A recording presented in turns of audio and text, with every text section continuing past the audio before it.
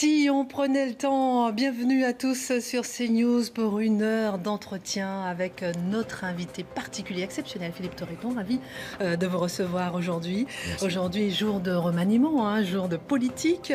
Vous êtes le plus politique des comédiens français, artiste engagé, grand comédien de théâtre et de cinéma. Vous avez reçu plusieurs distinctions, ancien pensionnaire de la Comédie Française, vous avez été conseiller de Paris, même pas longtemps, et vous avez reçu un Molière pour Cyrano. On s'en souvient. Alors, film, théâtre, écriture, vous utilisez tous les moyens pour prendre la parole dans le prolongement de ce que vous aimez faire, être souvent le porte-voix de ceux qui ne sont pas entendus, même si vous avez dit que vous ne voulez plus trop commenter la politique. On verra ça tout à l'heure. En tout cas, Mec, c'est une pièce où vous dites les mots d'Alain Leprest. On aura un petit extrait dans un instant.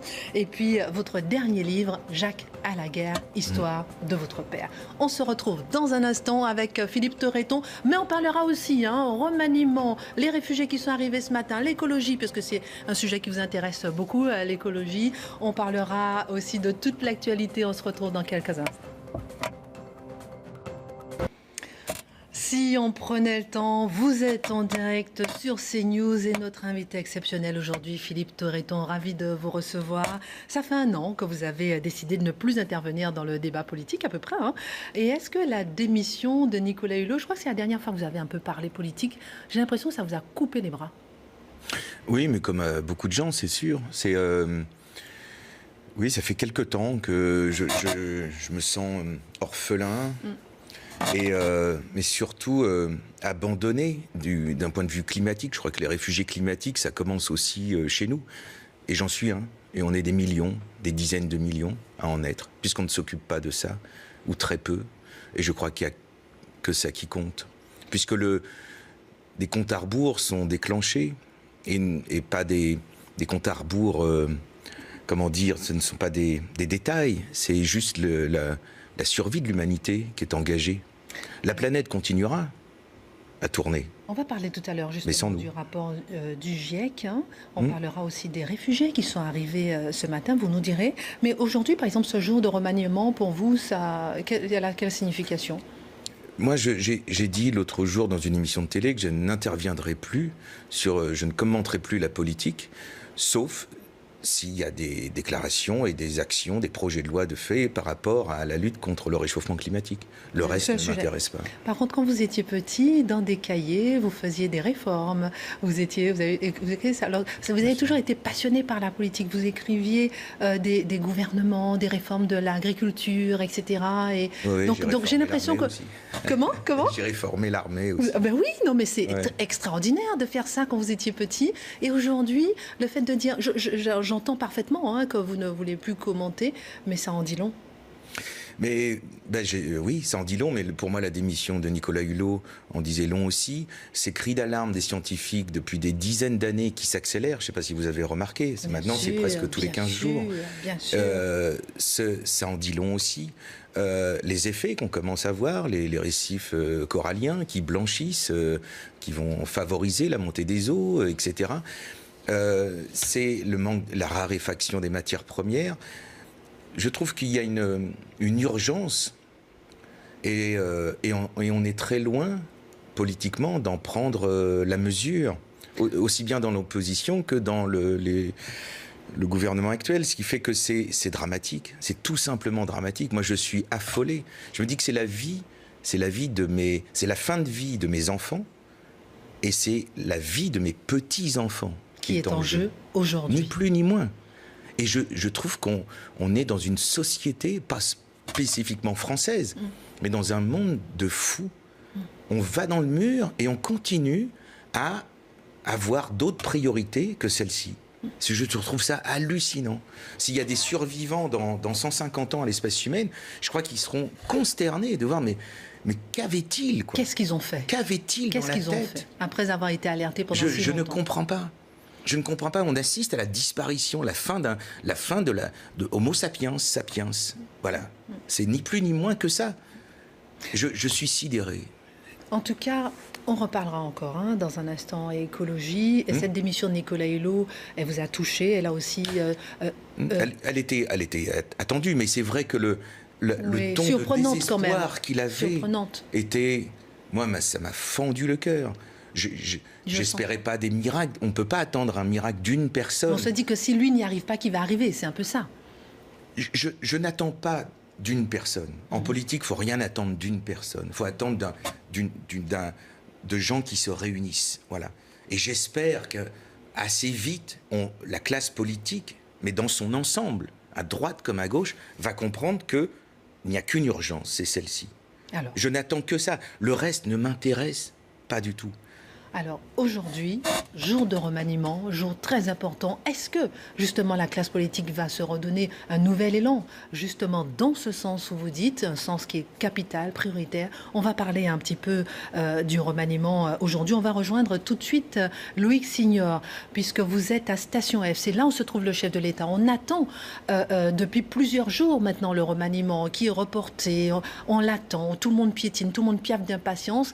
Et le chef de l'État, il continue son agenda et il est en ce moment avec des start-upers. C'est ça, Loïc ?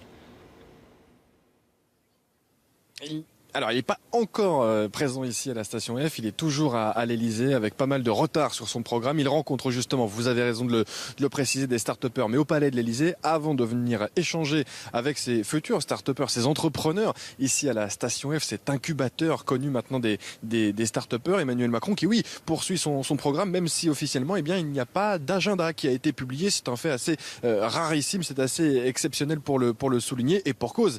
Il y a ce remaniement et plusieurs rencontres avec des ministres ne peuvent pas être dévoilés car cela donnerait des indices forcément sur la tournure des événements. Pour l'heure, ce qu'on sait, c'est qu'il y a eu un entretien de plus de 2 heures ce matin entre le président et le Premier ministre. Pas de démission du gouvernement à l'issue. Les questions au gouvernement qui ont bien lieu avec le Premier ministre qui a répondu à la représentation nationale. Et on se réfère à cette phrase prononcée par le porte-parole du gouvernement la semaine dernière, Benjamin Griveaux. Le remaniement, c'est une question de jours. Alors faut-il encore attendre un peu, sachant qu'il y a quand même un conseil des ministres demain, autour de la table, le président, le Premier ministre bien sûr, mais qui autour? Eh bien pour l'heure, nous n'avons pas la réponse. Merci beaucoup Loïc Signor, on suit de près. Philippe Torreton, je vous vois hocher la tête, je n'avais pas envie de commenter, mais en tout cas, je sens que vous avez quand même vous piétiné un petit peu. Hein. C'est quoi votre petite réaction? Je pensais à la Station F parce que mon fils y était pendant 1 an, il a créé son entreprise là-bas. Donc voilà, je voulais faire un clin d'œil à mon fils. Ah d'accord, il a quel âge maintenant? 21 ans. D'accord.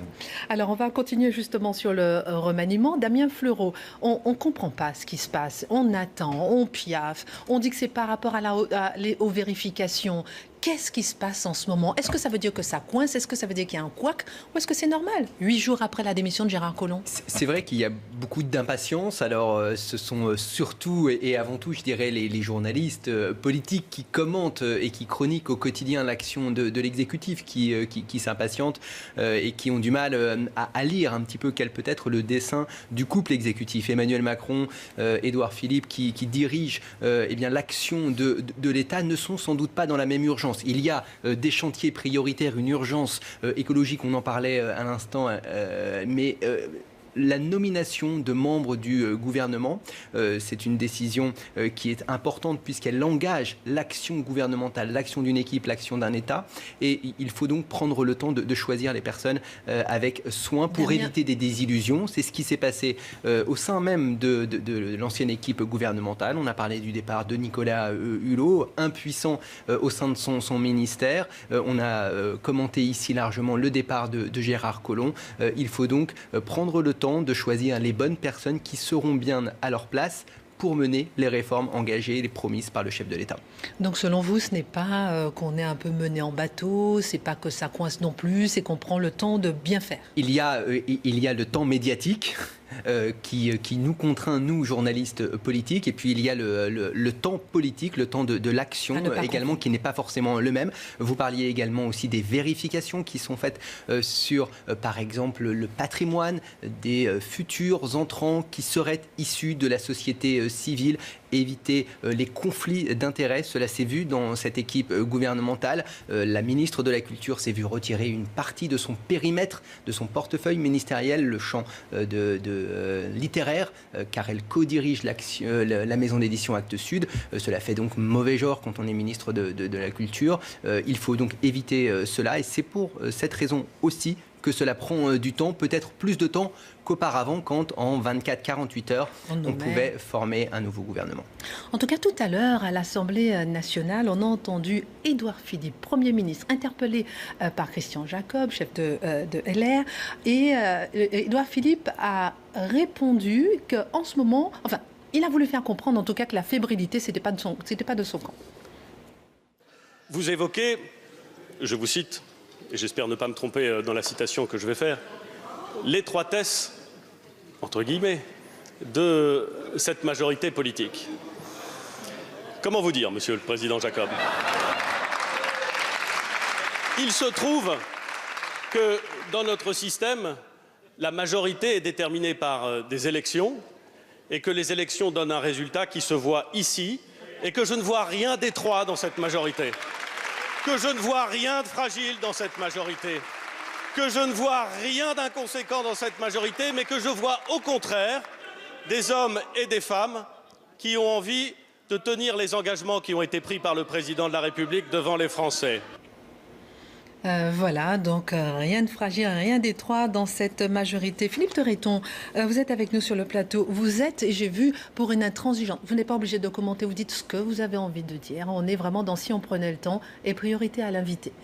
Vous avez dit une fois dans une interview que vous êtes pour une intransigeance totale à l'égard des hommes politiques. Pour la politique, vous voulez et vous exigez une probité. Ce ne sont pas des métiers comme les autres. Vous comprenez donc là, par exemple, qu'il y a une attente pour vérification? Je ne commente plus l'actualité, pardon, mais je reviens là-dessus. Non, bien sûr. Je trouve ça tellement, finalement, dérisoire par rapport à ce qui se passe écologiquement parlant. Je pense que si nous tous, mais y compris vous, journalistes, commentateurs de la politique et autres, si on démissionnait, voilà, comme Nicolas Hulot, si on démissionnait tous en disant, eh bien voilà, vous ne nous intéressez plus, puisque vous ne prenez pas en compte l'avenir de mes enfants et de mes petits-enfants. Donc vos péripéties, même vos écarts de conduite, qu'est-ce que ça vaut? Vous ne nous intéressez plus, puisque vous ne vous intéressez plus à nous, à notre avenir, à l'avenir de mes petits-enfants. Donc, si vous avez quelque chose à dire écologiquement parlant, on vous reçoit. Sinon, restez chez vous. Pourquoi vous inviter si vous n'avez rien à dire sur l'avenir de la planète? C'est quand même... Parfois, je me dis que c'est quand même sidérant. C'est comme si on était dans un bateau avec un trou dans la coque immense, et puis on est là à s'engueuler dans les coursives sur des choses. Moi, je voulais la cabine de droite, moi la cabine de gauche, etc. Alors que le bateau coule. C'est vraiment ça. Je reprends la métaphore du Titanic de Nicolas Hulot dans son film documentaire. Mais c'est le syndrome Titanic. Mais c'est ça. C'est ça. La planète est en train n'a jamais subi de bouleversement aussi intensif et uniquement dû à l'activité humaine. Elle n'a pas le temps d'ingérer ces écarts de température, comme lorsque ça se faisait naturellement sur des dizaines et des centaines de millions d'années. Là, ça se fait en quelques siècles seulement. Et donc, tout disparaît. Et en plus, on prélève comme des fous. Alors, voilà, l'avis de tel ou tel ministre, le projet de telle ou telle loi, je n'arrive pas, je n'y arrive plus, je n'arrive plus à y accorder de l'importance. Je ne dis pas que ça n'en a pas pour des gens, vraiment, pour des secteurs d'activité, mais voilà.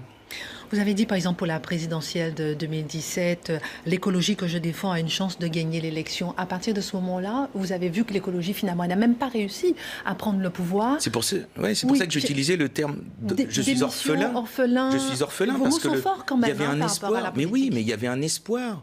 Il y avait un espoir pour que l'écologie gagne si Mélenchon et Benoît Hamon s'étaient entendus pour abandonner chacun une partie de son programme et se dire, voilà, on a une mission, nous sommes missionnés pour l'écologie. Et ils n'ont pas su s'entendre, ils n'ont pas voulu. Je pense qu'ils n'y ont jamais voulu. Et pour moi, c'est aussi désastreux que le retrait des États-Unis par Trump de l'accord de Paris. C'est pareil. C'est aussi imbécile, c'est aussi inconséquent et c'est aussi dramatique. Et donc à partir de là, qu'est-ce que vous voulez que je m'intéresse? Je vois bien que ni à droite, ni à gauche. Donc j'attends maintenant des actes, mais des actes forts. Et je pense qu'on est 7,5 milliards d'individus sur la planète qui attendons des actes forts. Alors on va regarder un sujet justement parce que le rapport du GIEC, on en a beaucoup parlé hier. Dans le rapport spécial, les scientifiques démontrent qu'il est possible possible, espérons en tout cas, de limiter le réchauffement climatique à 1,5 degré avec de nombreux bénéfices à la clé. Mais la transition à mener pour y parvenir doit être, comme vous le dites, immédiate, urgente, maintenant radicale. On va regarder ce sujet de Sylvie Delettre. Attention, ça chauffe, c'est le cri d'alarme des scientifiques du GIEC. Dans un rapport de 400 pages sans concession publié cette nuit, ils pointent les conséquences dramatiques de l'augmentation des températures. Si à plus 1,5 degré, 350 millions de personnes sont menacées par les inondations, ils seront 410 millions à plus de degrés. À cette température, le récif corallien aura tout simplement disparu, tout comme 8% des espèces vertébrées de notre planète. En France, les conséquences sont déjà visibles. Développement des pollens et plus surprenant, le vin devient un peu plus alcoolisé, car avec la chaleur, le taux de sucre augmente dans le raisin. Alors, que faire ? Il va falloir que l'on arrête de consommer du carbone, c'est-à-dire essentiellement le charbon, évidemment, le pétrole, le gaz, à l'horizon 2050. C'est-à-dire, c'est une mutation complète de notre société dans la production d'énergie, dans la consommation d'énergie, dans les modes de fabrication, dans les modes de déplacement. Alors qu'Emmanuel Macron a récemment été sacré champion de la Terre par l'ONU, il va devoir peser de tout son poids pour qu'un Big Bang écologique soit mis en place lors de la prochaine COP24, prévue en décembre prochain. C'était un sujet de Sybille Delettre. Philippe Torreton, est-ce qu'on peut encore y croire ? On a l'impression que là, c'est vraiment un coup de poing qui a été vraiment frappé sur la table. On a l'impression quand même qu'on a passé un cap en se disant que là, il y a urgence, ça fait 15 ans qu'on le dit, mais qu'il y a vraiment urgence à agir. Moi, ce qui m'étonne, c'est qu'aujourd'hui, le lendemain, plus personne n'en parle. Mais oui, mais c'est ça qui est violent. Et régulièrement, on voit que petit à petit, à force de rapports qui tombent comme ça du GIEC, là, il était traité sur une chaîne concurrente en avant-dernier sujet, par exemple, au journal de 20h. France 2, allez, voilà, disons-le.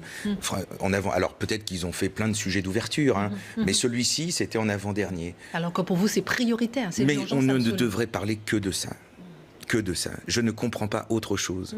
Et c'est à nous d'obliger les hommes politiques qui ne sont pas forcément formés pour ça, qui n'ont pas été élus pour ça, avec des programmes différents. C'est à nous de leur dire, voilà, ce qui nous intéresse maintenant, c'est ça. Ça ne sert à rien de faire ça. Ce qui nous intéresse, c'est ça.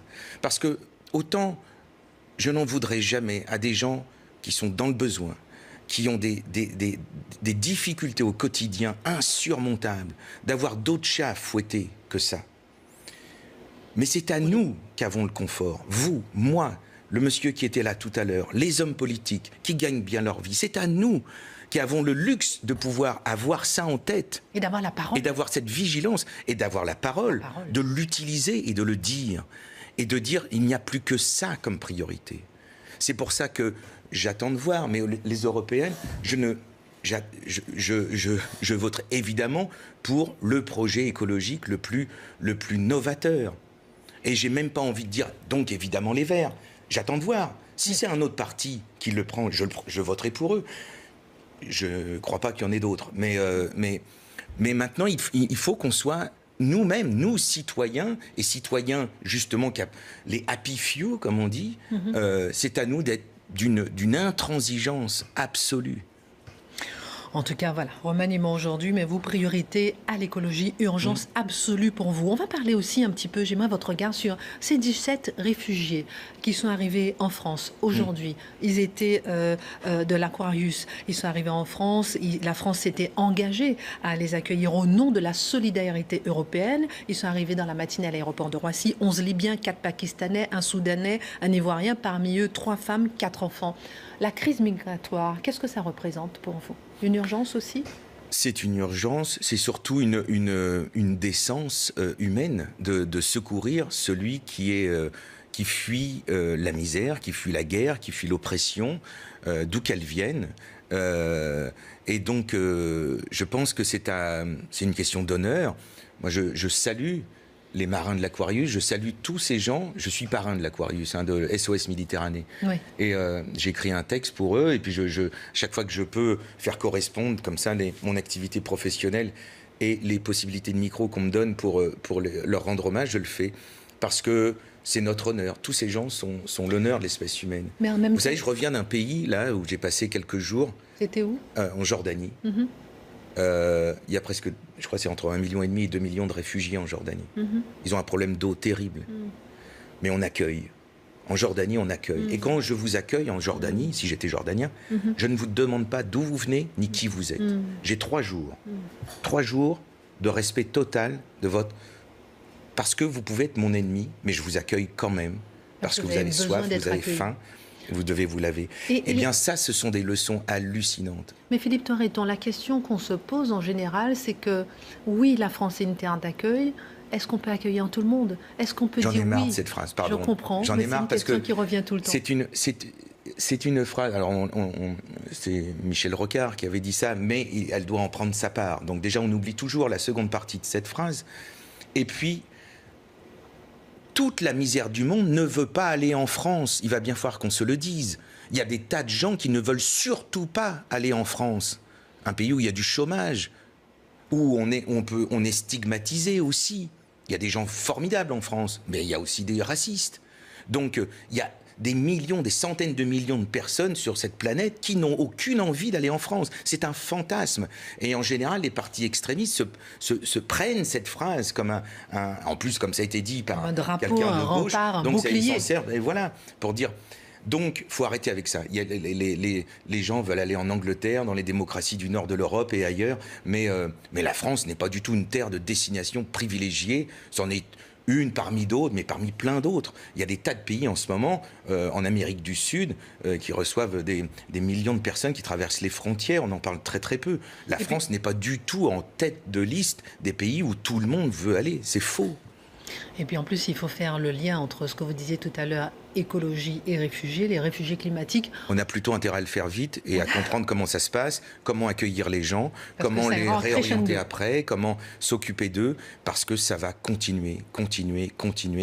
Et là, je trouve que voilà, c'est heureusement qu'il y a des gens comme ces marins de l'Aquarius, tous ces gens qui ont pensé à SOS Méditerranée, cette association franco-allemande. C'est notre honneur. C'est notre honneur. Et que ce bateau ne puisse pas battre pavillon français. Je croyais que la France était le pays des Lumières. Là, visiblement, on les a un peu éteintes. Philippe Torreton, vous aviez appelé à la mobilisation pour dénoncer le quotidien insupportable de beaucoup de Français avec votre essai « Nous qui sommes devenus le mauvais temps ». J'ai beaucoup aimé ce livre, pour ne pas se résigner. C'était en février 2018 au Cherche Midi. C'était un état des lieux. C'était celui du malaise social grandissant. Vous avez vous êtes mis dans la peau d'un personnage, un policier, un prisonnier, un inspecteur du travail, un chercheur, la mère d'un enfant asthmatique. C'était très puissant. On va... Pour l'instant, non mais c'est vrai, moi ce que j'aime chez vous, c'est lorsque vous dites que j'ai la parole en tant que théâtre-comédien, mais je veux aussi la prendre pour ceux qui sont sans voix, ceux qui ont besoin d'être entendus. Alors, on va revenir dessus tout à l'heure, on va tout de suite voir un peu aujourd'hui, parce qu'il y a une manifestation aujourd'hui, justement, de peut-être ceux qui sont sans voix, étudiants, salariés, retraités, ils sont en ce moment à Paris, à Marseille, en train de manifester. On va tout de suite rejoindre Anthony Favali et Olivier Gangloff. Anthony Favali, une manifestation plutôt suivie en ce moment, Paris, place de la République?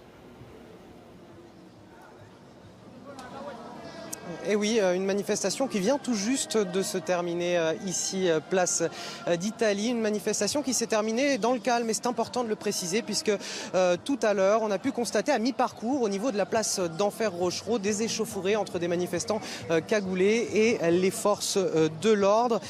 Évidemment, les choses sont entrées dans l'ordre. On a pu sentir des gaz lacrymogènes, entendre des grenades assourdissantes, mais tout est rentré dans l'ordre. Après un mouvement de foule, le cortège est reparti tout à fait normalement jusqu'à la fin du parcours. Alors sur le fond, cette mobilisation aujourd'hui, elle se fait contre la politique sociale du gouvernement. Vous l'avez dit, avec un point d'achoppement particulier, c'est cette retraite à points avec cet âge pivot de 63 ans. Ici, ce que les manifestants craignent, c'est de devoir travailler bien davantage pour obtenir un taux complet de retraite. Dans ce cortège, on a pu apercevoir Philippe Martinez de la CGT, et également Pascal Pavageau de Force Ouvrière, qui ont manifesté côte à côte aujourd'hui. Je vous propose de les écouter. Les Français sont attachés à leur modèle social. Ils ne sont pas attachés au fait qu'il y ait des réformes ou que les choses bougent. Elles ont toujours bougé. Ils sont attachés à des principes et à des valeurs. À un moment donné, ça va. Stop. Prenons 5 minutes, arrêtons de déprotéger, arrêtons de casser. Le monde n'est pas un marché, monsieur le chef de l'État. Le monde n'est pas un marché et vous n'êtes pas à la tête d'une start-up nation avec 67 millions d'auto-entrepreneurs de même. C'est pas comme ça que ça fonctionne. Vous êtes à la tête d'une république. Quand les retraités revendiquent des meilleures pensions, il ne comprend pas puisqu'il leur dit arrêtez de vous plaindre. Donc voilà, il faut encore plus de monde, c'est ce qu'on dit, il faut encore plus de monde dans les entreprises, dans les services, il faut que les chômeurs s'en mêlent, les jeunes sont là et c'est bien, avec leurs propres revendications, pour que le gouvernement soit un peu plus bousculé. Est-ce que tous les mécontents seront dans la rue? Je ne le crois pas et donc il faudra à nouveau remettre ça, mais on fait ça tous les jours. Alors vous me parliez, Christine, de la participation à cette manifestation selon le cabinet indépendant. En l'occurrence, ils étaient 21 500 personnes aujourd'hui. C'est moins que les 50 000 annoncés par la CGT, mais c'est bien davantage que les 15 000 vantés par les syndicats lors de la dernière manifestation le 28 juin dernier. Merci Anthony Favali pour ces précisions en direct de la place d'Italie. Philippe Torreton, je parlais tout à l'heure de votre livre où vous étiez mis justement dans la peau un peu des personnages qu'on vient de voir là sur le terrain. Qu'est-ce que ça vous dit? Qu'est-ce que ça vous évoque là, la manif d'aujourd'hui?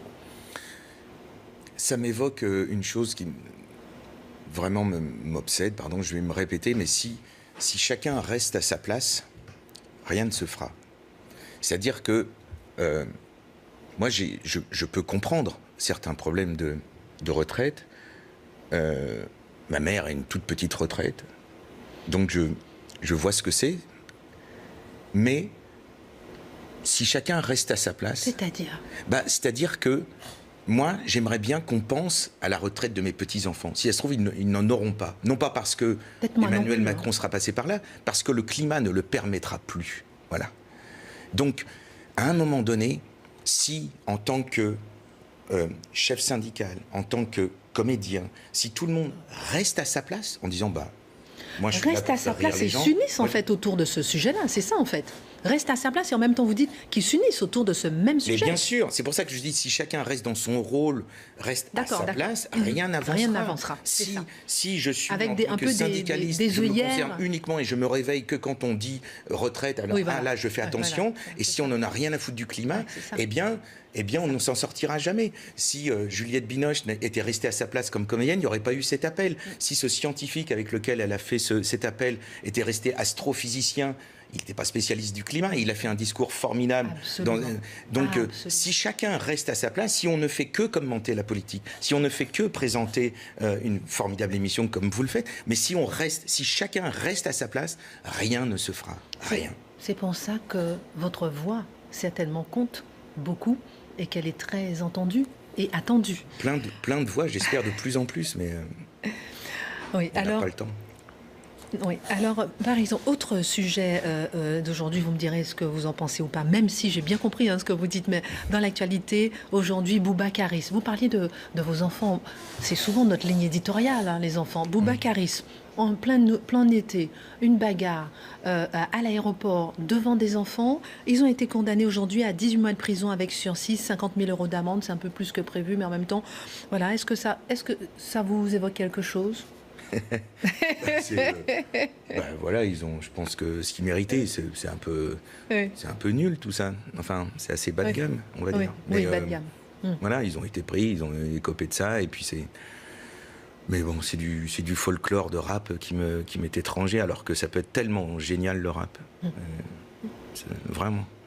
Alors, tout à l'heure, vous avez parlé de votre mère qui a une petite retraite. Dans un instant, on va parler de votre père, de ce livre que vous venez d'écrire qui s'appelle Jacques à la guerre, de cette relation particulière que vous avez aussi avec votre père. Elle est très, très intéressante dans ce livre de 366 pages, Jacques à la guerre. Merci. On se retrouve dans un instant avec Philippe Torreton, si on prenait le temps. À tout de suite. Retour sur le plateau de Si on prenait le temps. Il est 17h37. Vous êtes en direct sur CNews et notre invité exceptionnel est Philippe Torreton. Nous avons parlé de l'actualité, de beaucoup de sujets. Mais là, on va parler un peu de votre roman. Tout premier roman, Jacques à la guerre, chez Plon, 366 pages. Pour la première fois, après de nombreux livres, vous vous mettez au roman. Pourquoi ? Je pense que c'était plus facile pour pour moi, pour écrire. Ce livre n'aurait pas pu exister si ça n'avait pas été un roman. C'est difficile d'écrire sur son père. Et j'ai fait ce parti pris de me mettre à sa place. Donc, par définition, ça devient un roman, puisque je ne suis pas lui. Et je lui prête des pensées que j'espère il a eues. Enfin, en tout cas, être le plus fidèle possible à ce qu'il a pu ressentir. Mais une période que je n'ai pas connue, puisque ça retrace 16 ans de sa vie entre 1939 et 1955. 55. Ouais, dans ces eaux-là. Et qui retrace 3 générations, 3 guerres, la Deuxième Guerre mondiale, la guerre d'Indochine, un petit peu la guerre d'Algérie. Pourquoi cet angle, Jacques à la guerre? Pourquoi? Et parce que ça a été un trouble pour moi quand j'ai appris que mon père a eu un passé militaire, même bref, donc engagé, volontaire, parti donc volontairement en Indochine. Ça m'avait troublé parce que je savais que mon père avait énormément souffert de l'occupation, des bombardements de Rouen. Rouen était une ville sacrifiée, martyre. Vous êtes né là-bas? Je suis né là-bas et on en voit les stigmates encore aujourd'hui par ces différences d'architecture. Il faut imaginer une ville qui avait brûlé pendant plusieurs jours et plusieurs nuits. La cathédrale est ventrée comme ça. Enfin, il y a eu des centaines de morts pendant tous ces bombardements entre 39 et 44. Et votre père dans tout ça? Et mon père a été blessé par ces bombardements. Et donc il en a souffert, il a été traumatisé. Et je me dis, mais comment on peut être traumatisé par une guerre et tout de suite après, devenu à peine jeune homme, s'engager et en faire une autre, volontairement? Et alors, pourquoi? Eh bien parce que je crois qu'on a une fausse idée du dégât que peut faire une guerre chez les gens, et notamment chez les... La guerre est arrivée... La grande guerre de 1939-45, la Seconde Guerre mondiale est arrivée à un âge où mon père, normalement, où les enfants, ces adolescents-là, ces préadolescents, ont des rêves d'avenir. On est là pour tester le monde, pour se tester avec les filles, pour envisager le monde, avoir des rêves, tenter de les poursuivre. Et là, les privations sont arrivées, la faim, le manque d'avenir, l'école qui se réduit au minimum, et des carences alimentaires. Et en plus une éducation à l'époque où on ne vous demandait pas ce que vous vouliez faire plus tard, bref. Et la libération arrive. Nous, on a une image plutôt joyeuse de la libération. C'est une guerre qui se termine. Et lui, il faut savoir qu'à l'époque, c'était pas joyeux. C'est joyeux quelques heures, quand on voit les soldats arriver, puis qu'on fait des bisous comme ça sur les chars. Mais très vite, c'est les privations qui continuent. C'est des gens dont on est sûr qu'ils ne reviendront jamais. On commence à faire la décompte de ceux qui ont été raflés, qui ne reviendront plus. Et on voit les gens qui en ont profité, ceux qui n'en ont pas profité. Ça vous dégoûte. C'est un dégoût, la libération. C'est la guerre qui continue sous d'autres aspects. Et de voir que c'est votre père qui a vécu ça. Votre père qui a perdu lui-même son père, il avait 17 ans, ça a été une grande souffrance pour lui. Qu'est-ce que ça vous dit, vous, de votre père? Votre père qui n'aspirait d'ailleurs qu'à une vie calme et paisible, et qui a vécu cette violence de la guerre, s'est réengagé dans la guerre. Petit bonhomme, ce paradoxe. Un petit bonhomme fragile qui arrive adulte et qui se... Vous savez, j'ai utilisé cette métaphore à un moment donné, c'est comme quand sur un ring, quand un boxeur est fatigué, le meilleur moyen pour se défendre des coups de l'autre, c'est de s'accrocher au cou de l'autre. Et comme ça, l'autre ne peut pas vous taper. Et bien mon père s'est accroché au coup de la guerre. Il en a eu peur, il a pris des coups, et il a voulu s'accrocher en étant là, parce que concrètement aussi, l'armée, on avait à manger. On ne pense pas à ça, mais ça... Mon père en avait marre d'avoir faim. Il a eu faim pendant 5 ans. Faim, terriblement faim. Nous, on est là avec... on apprend ça dans nos livres d'histoire, on dira des tickets de rationnement, tout ça. Mais il faut voir ce que c'est. C'est l'avoir vécu. Un ticket de rationnement ne vous donne pas droit forcément. S'il n'y en a plus, il n'y en a plus. Donc vous revenez les paniers vides. Quand il n'y a plus de pain, il n'y a plus de pain. Vous avez beau avoir tous les tickets qu'il faut. Donc il y a eu des manquements énormes. Et l'armée, on avait un peu à manger. L'armée, on était habillés. L'armée, c'était aussi, surtout, quelqu'un qui vous disait « on a besoin de gars comme toi ». Et c'était la première fois qu'on disait ça aussi.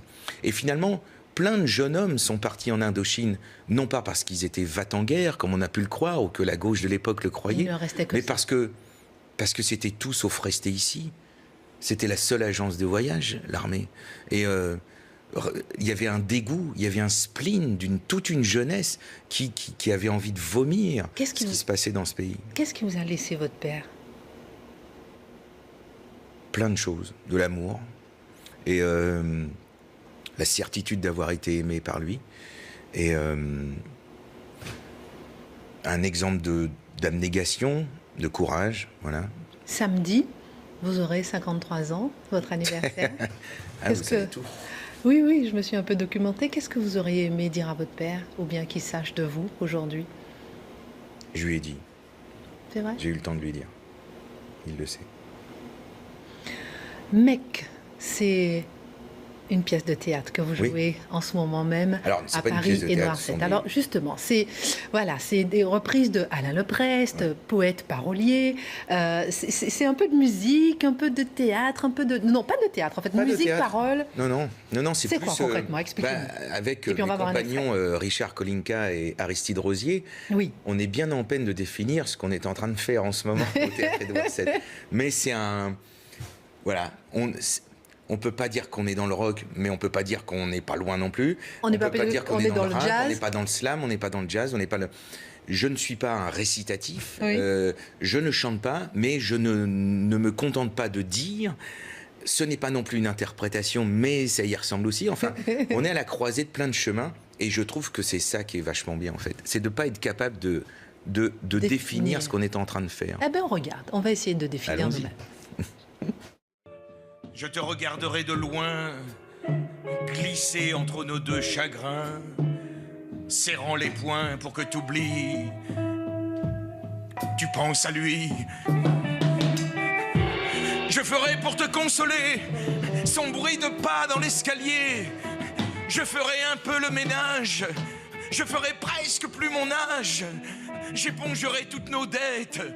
Et dans mes nuits de reconquête, tu m'appelleras par son nom si tu penses à lui. Philippe Torreton. Alors... Il y a une image subliminale qui... Laquelle Non, j'ai vu Jacques Brel apparaître là, vite fait sur l'écran. Alors justement, 40 ans qu'il est mort, Jacques Brel, qu'est-ce que ça vous évoque? J'ai l'impression ça peut faire le lien entre justement ce que vous faites en ce moment au théâtre à Édouard VII à Paris et Jacques Brel. Il y a un petit lien quand même. Hein. Il y en a un parce que pour moi, Alain Leprest, c'était mon Jacques Brel normand à moi et qui m'a accompagné. Vous dites le Rimbaud du XXe siècle, Alain Leprest. Oui, il y a de ça. Enfin, c'est pas moi qui le... J'ai repris ce que disait Claude Nougaro de Leprest, que c'était le Rimbaud du XXe siècle. Oui. Et il n'avait pas tort. Et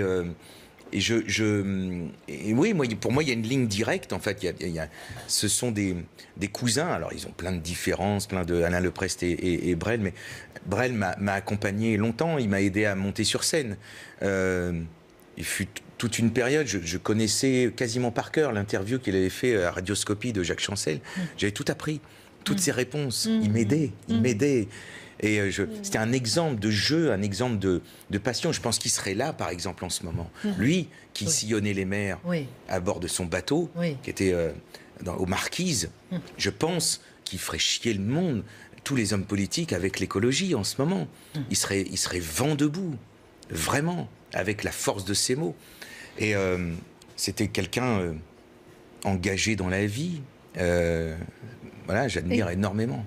Une autre réaction juste avant. Il n'est pas mort, comme il dit de Jojo. Une autre réaction avant de terminer. Le décès aujourd'hui du porte-flingue des tontons flingueurs, Valentino Valentini, 88 ans. Qu'est-ce que ça vous évoque? Voilà, visiblement, c'était le dernier qui restait de cette brochette de tueurs à gages qui étaient les Tontons Flingueurs, un film culte, film qui n'a pas marché quand il est sorti. J'ai appris ça il n'y a pas longtemps, ça m'a stupéfait, enfin qui n'a pas bien marché et qui est devenu cultissime, comme quoi. Et puis non, c'est un. Lui, je le connaissais assez peu finalement, mais c'était visiblement un immense second rôle qui a fait plus de 200 films, comme vous le disiez. Et c'est voilà, ce sont des parcours formidables d'acteurs et. C'est un cinéma que j'aime énormément, un cinéma de texte. Moi, j'ai commencé à apprendre. Il y avait un projet de théâtre des Tontons Flingueurs. Donc, j'avais commencé à apprendre le texte, qui est génial. Merci beaucoup, Philippe Torreton, d'avoir osé quand même vous dévoiler, même si vous ne commentez plus la politique. Merci pour ce regard que vous portez, en tout cas aujourd'hui. C'est la fin de Si on prenait le temps. Nous sommes en direct, il est 17h47 dans un instant. Punchline avec Laurence Ferrari, qui reviendra bien sûr sur le remaniement qu'on attend toujours d'un instant à l'autre. Merci à tous.